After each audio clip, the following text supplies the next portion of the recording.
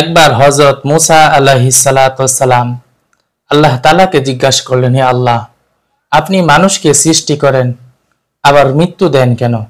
আল্লাহ তাআলা বললেন, হে মুসা, তুমি জমিতে ফসল ফলাও। হযরত মুসা আলাইহিস সালাম তিনি জমিতে গম চাষ করলেন। কিছুদিন পর ফসলগুলো পেকে গেল। তিনি এগুলো কাটার চিন্তা করলেন।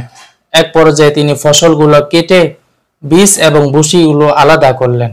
আল্লাহ তাআলা জিজ্ঞাসা করলেন, হে মুসা, তুমি কেন ফসল কেটে বীজ এবং ভুসিগুলো আলাদা করলে?